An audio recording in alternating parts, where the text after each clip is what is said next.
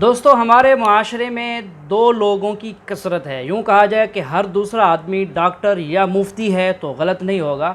کسی آدمی کو مریض دیکھا یا کسی کو غلط کام کرتے ہوئے دیکھا فوراً اس کو نسخہ بتانا, فوراً اس پر فتویٰ لگا دینا. جیسا کہ حال ہی میں مفتی طارق مسعود صاحب سے بیان کرتے ہوئے کچھ الفاظی چوک ہو گئے تھے, کچھ ان سے مسٹیک ہو گئے تھے, جس پر ہر آدمی نے اپنی رائے کا اظہار اور ہر آدمی نے فتویٰ لگانا شروع کر دیا. تو لفظ امی کے متعلق ان کے بارے میں کہا جاتا ہے کہ انہوں نے کہا ہے کہ نبی علیہ السلام ان پڑھ تھے, حالانکہ انہوں نے امی کا ترجمہ ان پڑھ نہیں کیا. آئیے آج کی ویڈیو میں آپ کو حقائق سے آگاہ کروں گا. یہی عرض کر رہا تھا کہ عرب کے کھانے ہم سے کیا ہیں, ڈیفرنٹ. ہمارے نبی صلی اللہ علیہ وسلم کا لباس ڈیفرنٹ, پھر ساری چیزیں جو ڈیفرنٹ ہو تو بھی انسان کسی کو اس لیے فالو کر لیتا ہے کہ بھائی وہ بہت بڑا اسکالر ہے. کیا خیال ہے؟ جاپانیوں کو ہم فالو کر لیتے ہیں, ان کی اسپیچز سن لیتے ہیں, یوٹیوب پہ سرچ کر لیتے ہیں, بھائی یہ پڑھے لکھے لوگ ہیں, بھائی سمجھ رہے ہیں, یہ کوئی پی ایچ ڈی اسکالر ہوگا, کوئی سائنٹسٹ ہوگا, کوئی بہت بڑے بڑے اسکالر ہیں. ہمارے نبی کے بارے میں پوری امت کا اجماع ہے, بھائی نہ لکھنا جانتے تھے اور نہ پڑھنا جانتے. ابے بھائی پھر کیوں فالو کر رہے ہو یار؟ خود بول رہے ہو کہ نہ لکھنا جانتے تھے اور نہ پڑھنا, امی تھے. ما تخطہ بیمینک, قرآن کہہ رہے ہیں محمد صلی اللہ علیہ وسلم جو قرآن پیش کر رہے ہیں ایک لفظ بھی ان کے دائیں ہاتھ نے کبھی نہیں لکھا, ایک لفظ نہیں لکھا. جیسے ہی آیت نازل ہوتی آپ کبھی زید ابن ثابت کو بلا رہے ہیں, کبھی کسی اور صحابی کو بلا رہے ہیں, بھائی لکھو. تو بھائی ہم فالو کیوں کر رہے ہیں محمد صلی اللہ علیہ وسلم کو, جب نہ آپ لکھنا جانتے, نہ آپ پڑھنا جانتے, نہ آپ کا کلچر ہمارے کلچر سے میچ کرتا, آپ کی خوراکیں ہماری خوراکوں سے الگ. کیوں؟ وجہ اس کی بھائی ہم نبی کی ایک حیثیت ہے بشر, ایک حیثیت کیا ہے, میسنجر آف گاڈ. آپ نے کہہ دیا میرا اپنا کوئی پیغام نہیں ہے, میں جو کچھ کہہ رہا ہوں میں نہیں کہہ رہا. یہ کون کہہ رہا ہے؟ اللہ. میں میسنجر آف گاڈ. وہ نبی امی صلی اللہ علیہ وآلہ وسلم کا جو یہ لقب ہے امی, یہ بڑا خاص لقب ہے. اس کا مطلب ان پڑھ ہونا نہیں ہے, اس کا مطلب یہ ہے کہ نبی صلی اللہ علیہ وآلہ وسلم دنیا میں کسی سے پڑھے لکھے نہیں تھے, بلکہ اللہ نے ڈائریکٹ آپ کو علم سکھایا. یہ ہے اس کا معنی. اور یہ نبی علیہ السلام کی وہ خوبی ہے, جو آپ کی وہ نشانی ہے جو اگلی الہامی کتابوں میں آپ کی خصوصیت بنا کے اللہ تعالیٰ نے نازل فرمائی تھی کہ جو آخری نبی ہوں گے نا وہ امی ہوں گے. باقی انبیاء اکرام کو جو کتابیں دی گئیں سلیبس کی فارم میں دی گئیں, یکمشت ہی دے دی گئیں, لیکن ہمارے نبی علیہ السلام کے سینے پر قرآن نازل ہوا 23 سال تک ہوتا رہا اور اللہ نے یاد بھی کروایا. اور وہ قرآن کہ جس کے بارے میں قرآن میں آیا لو انزلنا هذا القرآن على جبل لرأيته خاشعا متصدعا من خشیت اللہ, اگر ہم یہ پہاڑ پر نازل کرتے نا وہ بھی اللہ تعالیٰ کے روب کی وجہ سے دب جاتا, پھٹ جاتا. کیوں؟ یہ اللہ کا کلام ہے, اللہ کی صفت ہے. اللہ کی تجلی سے کوہ طور ریزہ ریزہ ہو گیا تھا نا. قرآن بھی اللہ کی صفت ہے, یہ اللہ کی مخلوق نہیں ہے, اللہ کی صفت ہے. اس کے اندر بھی اللہ نے وہی خوبی رکھی ہے کہ اگر یہ بھی پہاڑ پر نازل ہوتا ریزہ ریزہ ہو جاتا ہے. یہ تو پھر نبی علیہ السلام کا دل مبارک ہے, یہ اس کی خوبی ہے کہ اللہ تعالیٰ نے اس کے اوپر قرآن کو نازل کیا. الحمدللہ. سورۃ الاعراف کی آیت نمبر 157 میں اللہ تعالیٰ نے نبی صلی اللہ علیہ وآلہ وسلم کے امی ہونے کا ذکر کیا. ویسے تو کئی مقامات میں, لیکن یہ خاص اسپیسیفک مقام ہے کیونکہ اس میں اگلی کتابوں کا بھی ذکر ہے. الذین یتبعون الرسول, اہل ایمان کا ذکر اللہ تعالیٰ فرما رہا ہے کہ یہ وہ لوگ ہیں جو ایسے رسول کی اتباع کرتے ہیں النبی الامی الذی یجدونہ مکتوبا عندہم فی التوراۃ والانجیل, اس رسول کی یہ پیروی کرنے والے ہیں جو نبی امی ہیں جن کو یہ لکھا ہوا پاتے ہیں، جو ان کے پاس اپنی کتابیں ہیں، تورات ہو یا انجیل، ان میں اس نبی علیہ السلام کی اللہ تعالیٰ نے خوبیاں بیان فرمائی ہیں کہ یہ نبی امی ہے۔ پھر آگے بھی ذکر ہوا کہ وہ ان کے اوپر جو بوجھ ہے ان کو دور کرتے ہیں، پاکیزہ چیزیں ان کے لیے حلال کرتے ہیں، اور جو انہوں نے مختلف قسم کی رسومات خود ساختہ بنا لی تھی، وہ جو غلامی کے طوق تھے، ان سے اللہ تعالیٰ نے اس نبی کے ذریعے نجات دی۔ کافی لمبی آیت ہے، لیکن یہ پورشن آج میں نے صرف اتنے ڈسکس کرنا تھا کہ تورات اور انجیل میں بھی نبی امی کا ذکر ہے صلی اللہ علیہ وآلہ وسلم۔ پچھلے دنوں جب آسٹریلیا کے بشپ نے ماربری ایمینول نے قرآن حکیم کے حوالے سے 5 اعتراضات کیے تھے، اور اسلام کے حوالے سے اور پیغمبر اسلام کے حوالے سے صلی اللہ علیہ وآلہ وسلم، تو اس میں نے کافی سارے ریفرنسز دیے تھے۔ ان میں سے 2 ریفرنسز میں دے دیتا ہوں۔ ایک اولڈ ٹیسٹمنٹ سے، تورات سے، ڈیوٹرانومی چیپٹر ہے، کتاب الاستثناء، باب نمبر 18 ہے، اس کا چیپٹر نمبر 18 اور ورس نمبر 18 ہے۔ اللہ تعالیٰ نے موسیٰ علیہ السلام کو یہ وحی کی کہ میں تیرے جو یہ فالورز ہیں ان کے بھائیوں میں سے، یعنی یہ بنو اسرائیل ہیں، ان کے بھائی کون؟ بنو اسماعیل، ان میں سے تیری مانند ایک رسول بھیجوں گا، اس کے منہ میں اپنا کلام ڈالوں گا، وہ سب کچھ بتائے گا جو کچھ اللہ تعالیٰ اسے حکم دے گا۔ اور یہی بات قرآن میں موجود ہے، وَمَا يَنطِقُ عَنِ الْهَوَىٰ إِنْ هُوَ إِلَّا وَحْيٌ يُوحَىٰ۔ یہ نبی اپنی خواہش نفس سے کچھ نہیں کہتے، یہ وہی کہتے ہیں جو اللہ تعالیٰ انہیں وہی کرتا ہے۔ اچھا، یہ جو حضور کی خوبی ہے یہ باقی انبیاء کو اس لیے بتائی جا رہی ہے کہ ان کے ساتھ یہ نہیں ہوا۔ حضرت موسیٰ علیہ السلام کو تو طور پہ سلیبس دے دیا گیا نا، لیکن انہیں بتایا جا رہا ہے کہ بنو اسماعیل میں وہ پیغمبر آئیں گے جن کے منہ میں اپنا کلام ڈالوں گا، یعنی زبان ان کی ہوگی اور کلام میرا ہوگا۔ پھر نیو ٹیسٹمنٹ جو انجیل ہے، اس میں جو گاسپل آف جان ہے، یوحنا کی انجیل، 4 ہے نا، ان میں سے ایک یہ یوحنا کی انجیل، چیپٹر نمبر 16 میں آیا کہ حضرت عیسیٰ ابن مریم اپنے حواریوں سے کہتے ہیں یہ جو باقی الہامی کتابیں ہیں یہ اس طرح نہیں ہے جس طرح قرآن حکیم ہے۔ آپ سمجھ لیں قرآن، بخاری، مسلم کو اگر مکس کر دیا جائے نا تو اس طرح کر کے وہاں پہ مکسچر ہوا ہوا ہے، ان کے نبی کی جو احادیث ہیں وہ بھی اس کے اندر شامل ہوئی ہیں، جو کچھ سنا انہوں نے وہ مکس ہے، اس فارم میں نہیں ہے۔ تو عیسیٰ ابن مریم کہتے ہیں مجھے تم سے بہت کچھ کہنا ہے لیکن ابھی تم اس کے متحمل نہیں۔ جب وہ آئیں گے، یعنی میرے بعد جو پیغمبر آئیں گے، وہ تمہیں سچائی کی طرف رہنمائی کریں گے، اور جو وہ اللہ کی طرف سے سنیں گے وہی تمہارے سامنے بیان کریں گے، اور تمہیں مستقبل کی خبریں دیں گے، اور دنیا میں وہ میرے جلال کو ظاہر کریں گے۔ اور حقیقت بات ہے، عیسیٰ ابن مریم کا دفاع اگر کسی شخصیت نے کیا ہے نا تو وہ محمد رسول اللہ ہے صلی اللہ علیہ وآلہ وسلم۔ اس کی وجہ یہ ہے کہ دنیا میں جو مذہبی لوگ تھے وہ تو جیوز تھے، انہوں نے تو انہیں آؤٹ آف ویڈ لاک کہنا شروع کر دیا، دجال کہنا شروع کر دیا، نعوذ باللہ۔ آج اگر مسلمان دنیا میں نہ ہوتے اور رسول اللہ کی تعلیمات ہمارے پاس نہ ہوتی تو صرف کرسچنز ہی حضرت عیسیٰ کو مان رہے تھے۔ کرسچنز کو چھوڑ کے صرف ہم مسلمان ہیں جو عیسیٰ ابن مریم کو مانتے ہیں اور ان کا ٹرو سٹیٹس بتاتے ہیں، نہ وہ سٹیٹس جو یہودیوں نے کلیم کیا اور نہ وہ جو کرسچنز نے کلیم کیا کہ نعوذ باللہ ڈیوینٹی میں انہیں کلیم کر دیا۔ ہم بتاتے ہیں کہ وہ اللہ کے بندے ہیں، وجیہن فی الدنیا والآخرہ ہیں، دنیا اور آخرت میں اللہ کے مقرب ہیں، ان کی پیدائش معجزانہ ہے،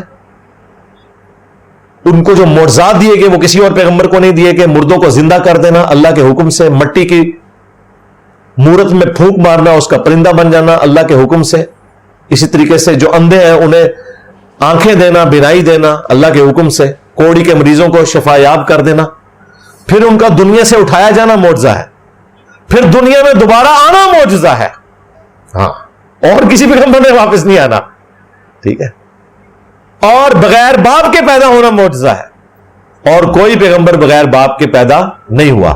حضرت آدم علیہ السلام کی مثال صرف سمجھانے کے لیے اللہ تعالیٰ نے دی ہے، ورنہ آدم علیہ السلام تو ایک اسپیشل کیس ہے، ان کی تو ماں بھی نہیں تھی، باپ بھی نہیں تھے، وہ تو اللہ تعالیٰ نے ایک اسپیشل انسان بنایا۔ انسانیت میں حضرت عیسیٰ علیہ السلام کو اللہ تعالیٰ نے وہ خوبیاں دی ہیں جو باقی پیغمبروں کو نہیں دی۔ اور یہ سب کچھ کس نے بتایا؟ ہمارے پیغمبر نے صلی اللہ علیہ وآلہ وسلم. لہذا یہ نیو ٹیسٹمنٹ کی خوبی جو رسول اللہ کے حوالے سے بیان ہوئی وہ پوری ہوئی. اور اس کا ذکر جو ہے وہ سورہ الصف میں بھی ہے کہ عیسیٰ ابن مریم کہتے ہیں کہ میں بنی اسرائیل کی طرف اللہ کا پیغمبر ہوں اور اپنے بعد تمہیں میں ایک ایسے نبی کی بشارت دیتا ہوں جن کا نام احمد ہوگا. نبی الاسلام کا ایک نام احمد بھی ہے. بخاری میں حدیث ہے نبی الاسلام نے کہا کہ میں محمد ہوں، میں احمد ہوں، میں ماحی ہوں، میں عاقب ہوں، میں حاشر ہوں. قیامت جو ہے اور حشر میرے قدموں میں ہوگا. نبی الاسلام مہمان خصوصی ہیں قیامت کے دن کے. عسیٰ ان یبعثک ربک مقاما محمودا، ان قریب ہم تمہیں اس مقام پر فائز کریں گے کہ ہر شخص تمہاری تعریف بیان کرے گا. اللہم صلی علی محمد وعلی آل محمد. اللہ تعالی ہمیں ان لوگوں میں شامل فرمائے جن کو رسول اللہ کی شفاعت ملے گی. آمین صلی اللہ علیہ وآلہ وسلم. تو یہ نبی الاسلام کی خوبی بیان ہوئی کہ آپ نبی امی ہیں. اللہ تعالیٰ آپ کے دل پہ کلام نازل کرے گا، آپ کے منہ میں اللہ تعالیٰ کا کلام ہوگا. یہ وہ خوبی ہے جو اور کسی پیغمبر کی نہیں تھی. لہذا نبی امی آپ کو کہا جاتا ہے. ویسے تو آپ امیین میں آئے، اس اعتبار سے بھی نبی امی ہے. اور مکہ کو بھی ام القرا کہا گیا ہے قرآن میں، بستیوں کی ماں. تو مکی ہونے کی وجہ سے بھی آپ امی ہیں، ام القرا. اس کا مطلب نعوذ باللہ کوئی ان پڑھ ہونا نہیں. اور نہ مفتی صاحب نے ان پڑھ کا لفظ استعمال کیا، انہوں نے صحیح لفظ استعمال کیا کہ نبی الاسلام پڑھے لکھے نہیں تھے. اور یہ آپ کا معجزہ تھا. آپ سوچ رہے ہوں گے معجزہ کیسے؟ ہمارے ہاں تو اس کو عیب تصور کیا جاتا ہے. مجھے بتائیں ڈاکٹر اقبال کا شاعر ہونا کیا ان کی خوبی نہیں ہے؟ لیکن رسول اللہ کا شاعر ہونا آپ کا عیب ہے. وما علمناہ الشعر وما ينبغی لہ. ہم نے اس نبی کو شعر کہنا نہیں سکھایا اور نہ یہ ان کی شان کے لائق تھا، بلکہ یہ تو اللہ کی کتاب ہے جو ان پہ نازل ہوئی ہے.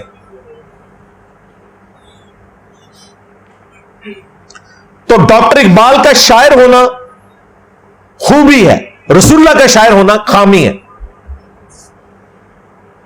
لہذا نبی الاسلام کے کیس میں کرائٹیریا ڈیفرنٹ ہے.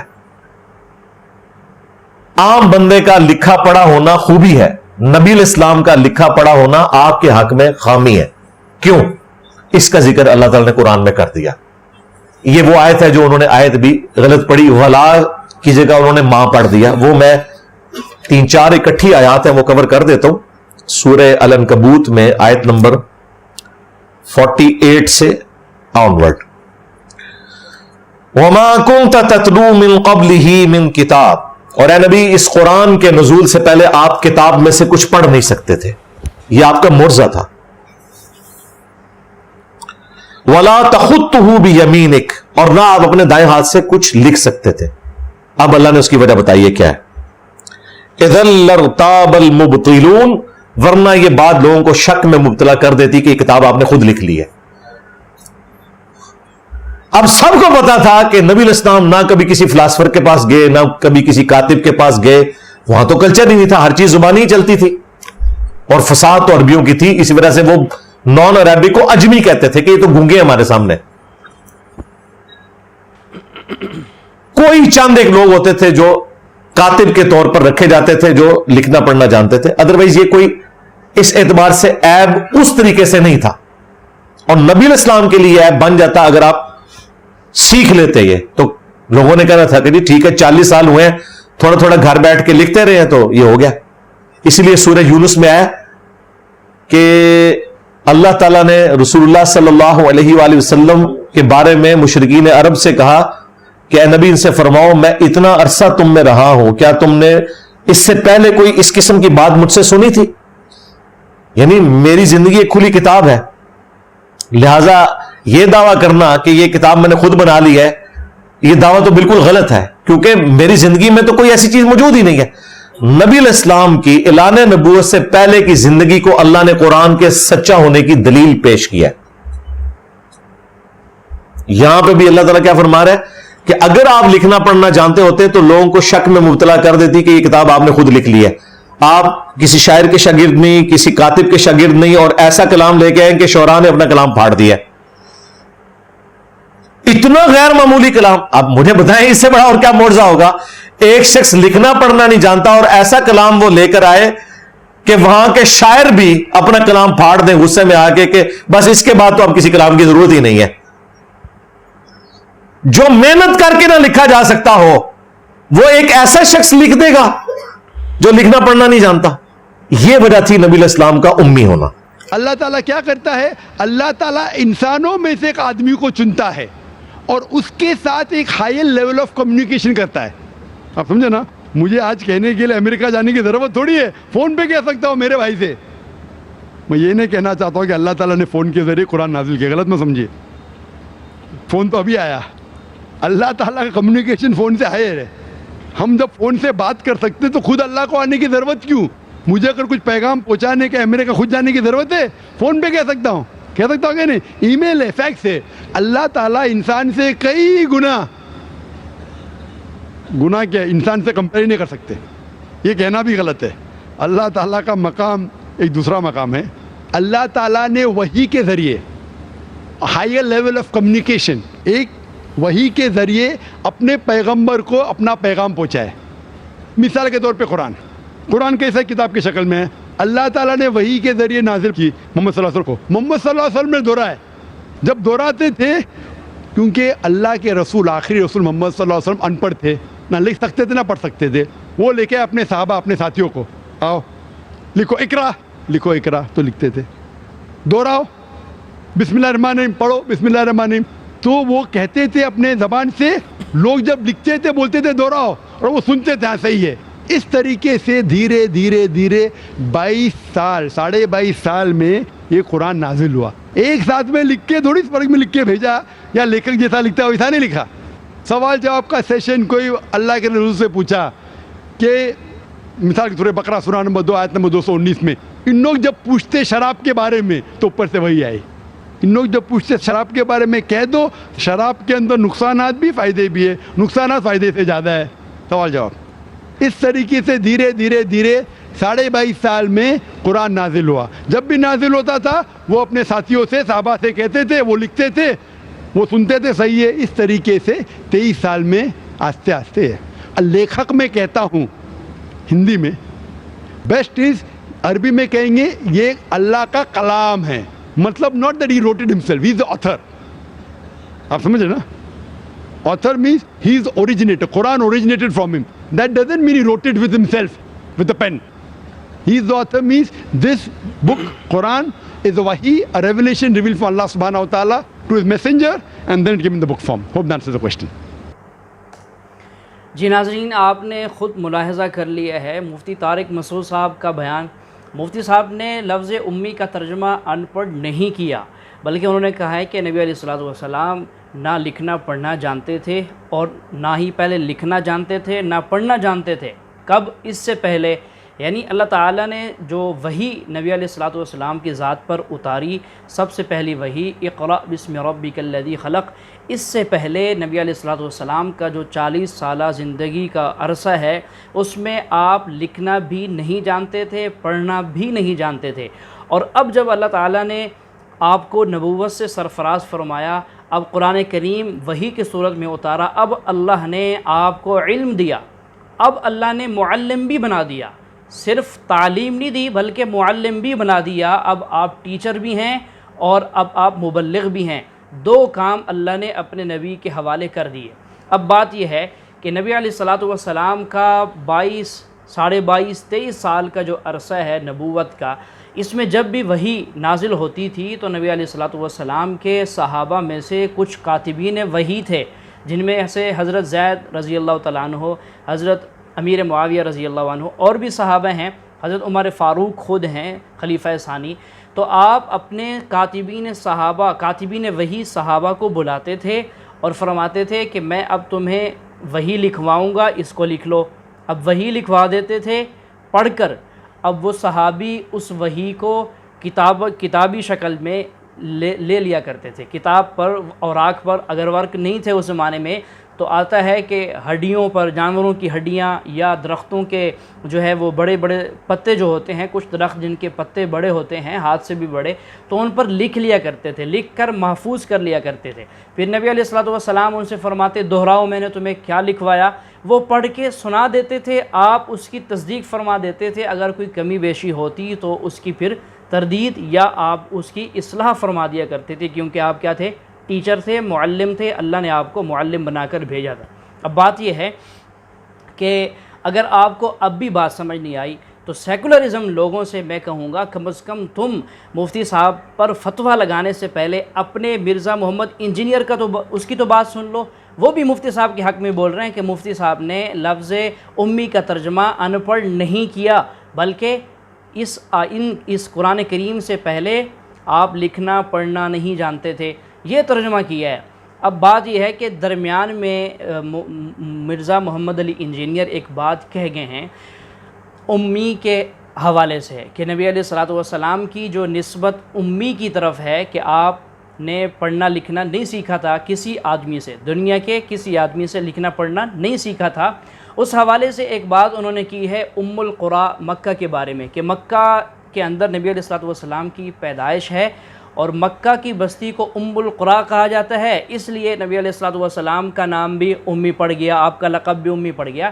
یہ مرزا صاحب کی میرے خیال سے کم فہمی کہہ لیں یا ان کا نالج کم ہے اس بارے میں، ان کو میں یہ عرض کروں گا کہ ام القریٰ اصل میں بستیوں کی جڑ کو کہتے ہیں کہ جہاں پر مکہ مکرمہ واقع ہے، اور مکہ مکرمہ میں جہاں پر بیت اللہ کا وہ کمرہ، وہ چار دیواری واقع ہے جہاں پر حاجی وہاں پر جا کر طواف کرتے ہیں، اس جگہ کو ام القریٰ اس لیے کہا جاتا ہے کہ جب اللہ تعالیٰ نے اس کائنات کا نظام بنایا، اس زمین کو وجود بخشا، تو اللہ نے وہیں سے ابتدا کی، وہ جڑ ہے۔